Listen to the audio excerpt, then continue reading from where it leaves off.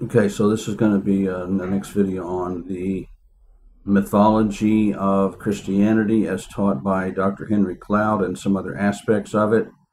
Uh, is going to be on the ideal that all truth is God's truth. If you've heard this in your sermon, possibly your pastor knows what it means, and possibly he doesn't.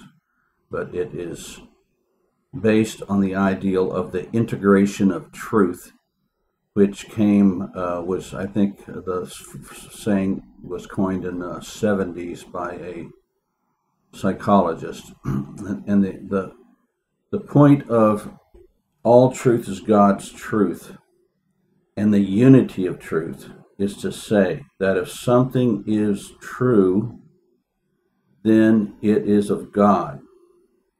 So if you're teaching something that is true, you're doing the works of God. You're saying what God wants you to say. It's real. It's His truth, God's truth.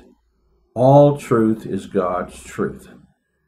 But then what is truth? That's the problem. So Christ was asked this, and he said, he was asked this by Pilate, what is truth? Knowing what truth is has been something that has baffled philosophers since day one. But Christ said, I am the truth. That is, the things that permeate from him. He's the source of truth. Whatever he says is truth. The ideal that all truth is God's truth is saying that scientific proof, science is God's truth. Well, then you have to decide what science is, and what the proponents of this ideal, it comes from the schools of psychology, and what they're trying to get across is that psychology is truth, therefore it's God's truth. So you can use psychological methods to change people.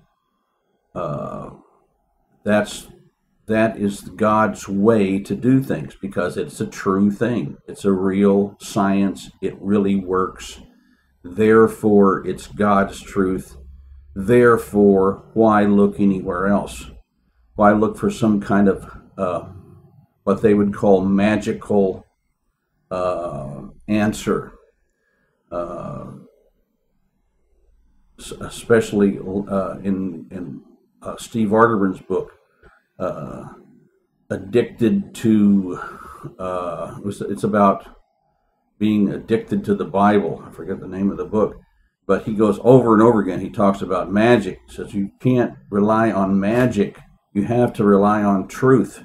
Magic being, in psychological terms, when they talk about magic, they say, well, you can't really pray and ask God to do something. That would be magic, right?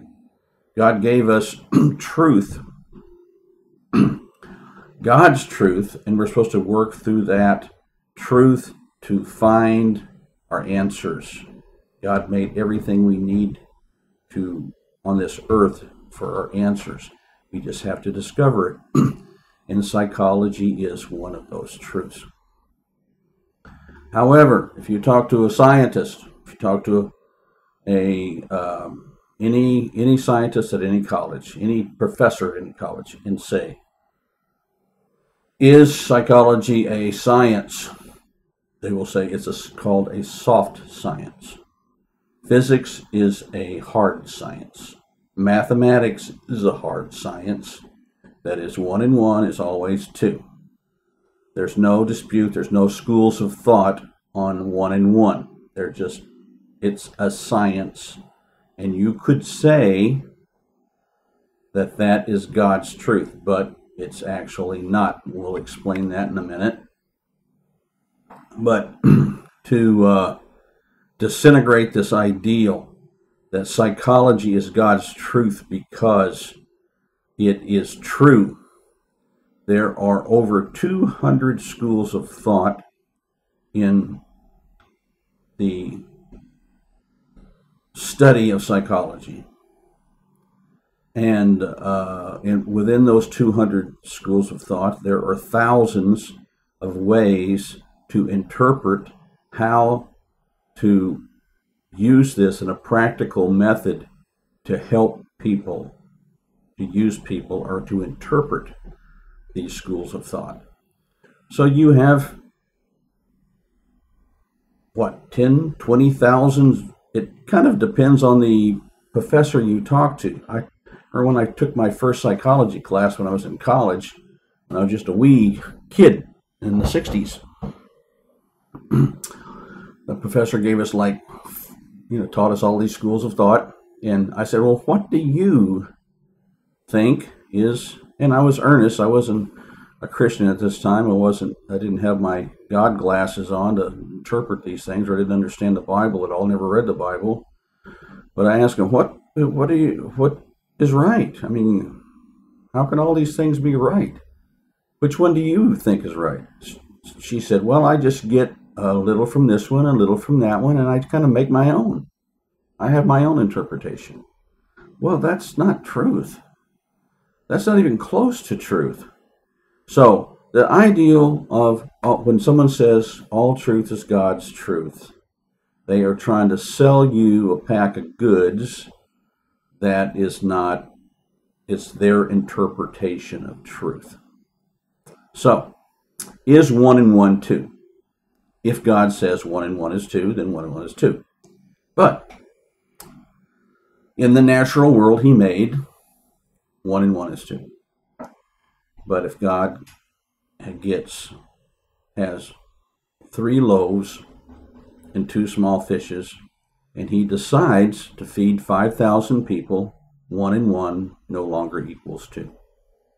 So 1 and 1 and 2 is not God's truth. God's truth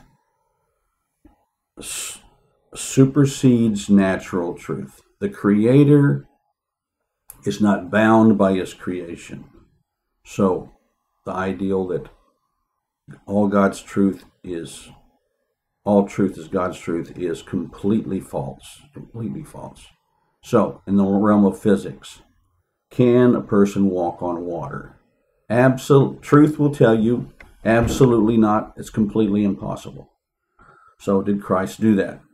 Well, if you believe the Bible, yes, he did it.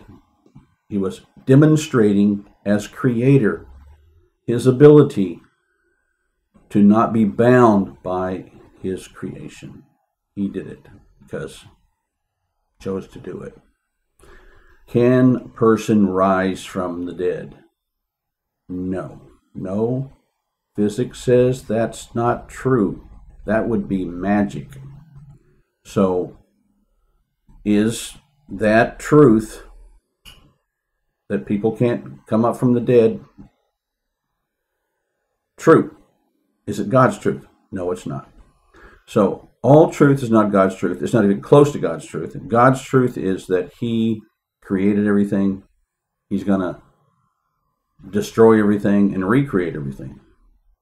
So, he's not bound by the natural world. So, the ideal that God's bound by the natural world is trying to keep people finding their answers in the natural world. So, I'm going to give a little quote here from Dr. Cloud. He says, people were looking for answers in the church and they didn't find them, so they turned to psychology. The right answers are not in the church, according to him.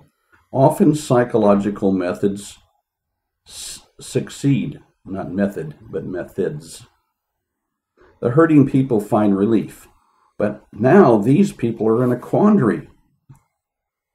Was it God or psychology that provided the cure? Cure? I don't know too many people that are cured, but anyways, they know that the relief came from God, but there seems to be no biblical system to which to defend it. They just know that it works. So what is this saying? They know God did heal them through psychology because it worked. because it's truth because of the result. Now, what they were cured of, I don't know, but they certainly weren't cured of sin through psychological methods. They weren't cured of, so what he's saying here is, as a Christian psychologist, is the next statement, as a Christian psychologist, so he's saying all Christian methods are failures.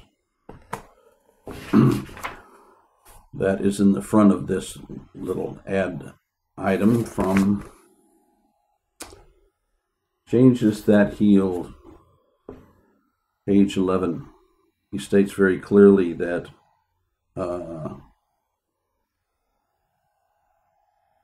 Christian methods fail. They have always failed, and they never will fail. Biblical methods. So he's got a new biblical method, and that is the myth of Christianity, and it is to restore a person into their rightful place as God. So when he says that, then he in this chapter, he goes, I went on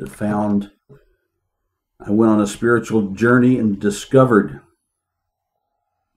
biblical principles to heal your life. And these biblical principles are stated in another video where it says the 4 things you have to do. There's always some things that you have to do by human reasoning. So, all truth is God truth. Nothing can be further from the truth.